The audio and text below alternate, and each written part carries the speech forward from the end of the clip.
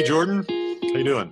Happy Friday. I'm doing great. So you were telling me before we started recording about somebody you talked to today? Yeah, so I've been expanding a little bit on video and really trying to capture originality and kind of the processes and customer experience with some of my clients. I met with a guy that's going to help me with editing this morning, and he was a little leery on if he should continue to go down that path and capture stuff with a realistic viewpoint and making sure that he's capturing, even like we talked about earlier, pivots or errors or failures and stuff like that. And we really talked for a good 2-3 hours about just how that brings a company or brand down to earth and lets you be, I don't want to say more believable, but a little bit more credible, realistic, and human. Right. So it was a good conversation. That kind of dovetails into what I want to talk about today. I know your big thing is authenticity in branding a company.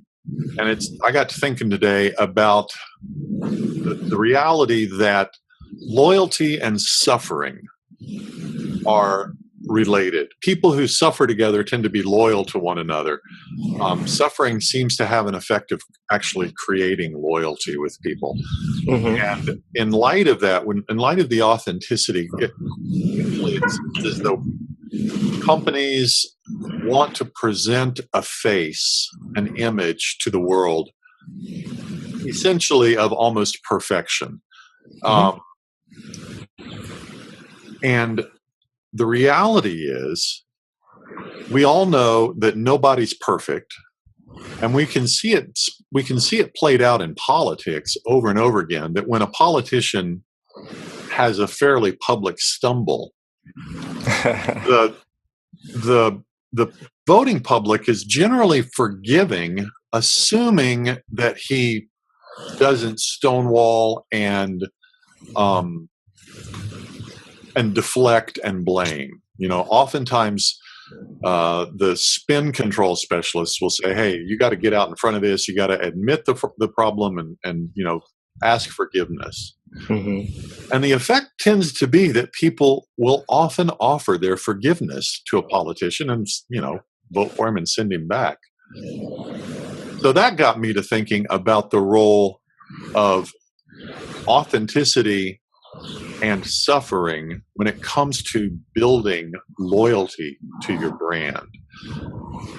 Is there a way for us as people who want to build a personal brand or a corporate brand to demonstrate our humanity by actually in some way, shape, or form sharing the things we struggle with, our suffering, if you will? What do you think about that? I think, really being transparent with, I like to just go out there and say weaknesses. I think not only, when it comes to loyalty, to get people to kind of buy into what you're saying, you're honest and open about that stuff and open to critique or ways you can do it better, especially when it comes to your customers. If you're trying to cover up, save face, or maybe make excuses like you referenced before, I think that really directly hurts that loyalty. And we could talk about it for 10 minutes or 20 minutes, but I think it's just really as simple as you think about it as your friend. And if it's somebody that stands you up, maybe for, boys' night out or whatever the case may be, one time too many, then at the end of the day, you're going to find somebody else to hang out with. I think, being able to own up to just the little things and say, hey, be empathetic about it. Hey, how can I do this better? I apologize. This is my fault. I think is the first and foremost important thing, is saying this is something I did wrong. How can I adjust and be different? And that's really rolls into that authentic persona that we talked about a couple of times.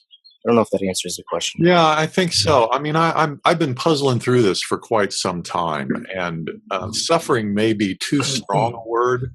It may imply, torture or something, but in any human interaction, in any kind of relationship that you're trying to build, there's always going to be speed bumps and hurdles you have to get over and difficult times.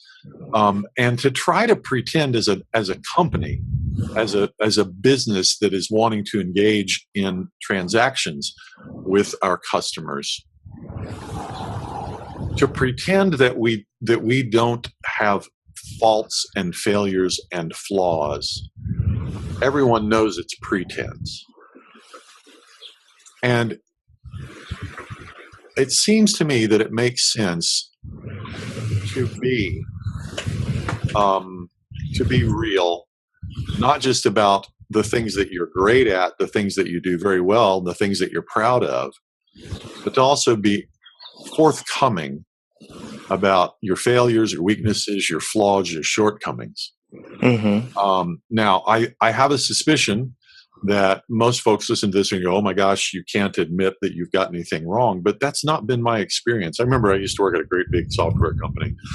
I was on the front lines. I was a project manager who was responsible for delivering these great big implementations of our software to fairly large organizations around the world. And these folks had already kind of made a financial commitment, and they wanted to see it succeed. And oftentimes we would drop the ball. We'd stumble. We'd do something dumb. And if we just said, hey, we messed it up, 9 times out of 10, they'd go, yep, you did. Take care of it. And we go, we'll take care of it. And what else can you really say? And it was done. But every time we try to deflect or blame or avoid or ignore, it just ratchets up the tension.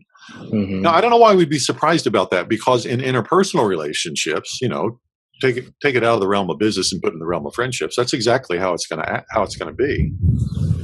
And yet, as businesses, we seem to want to present this image of perfection, which everybody knows is pretense. It's not real. I mean, look at Uber right now, what they're going through, just because their CEO or founder, I mean, I'm not really too time invested in the whole whatever happened with them, but the guy is just digging himself a bigger hole. Seems to be. He's trying to pivot and trying to make excuses and trying to maybe place blame, and CEOs are quitting because they're being aligned with that. And people are starting to see that it's really about that. It's hurting the brand. And until he's ready to admit that, he's just going to keep losing money. I don't think it's really the end of the world for Uber, because they have a lot of stakeholders in place there that are going to be able to continue to position him as one of the better technologies in the world. But it's like you said, it's dragging it out. It's dragging that limp body behind you longer than you really need to. Just come out. Hey, I made a mistake. This is something that, I'm growing as a CEO. I'm still young. And just being able to understand that and harness that and show people that you're willing to grow, it goes a long way. It does, doesn't it? I think that's the takeaway today is don't pretend to be perfect. Own up to your mistakes. And for God's sake, don't try to present an image that is utter pretense. Be real. That's what people want to connect with people. They don't want to connect with objects. Right.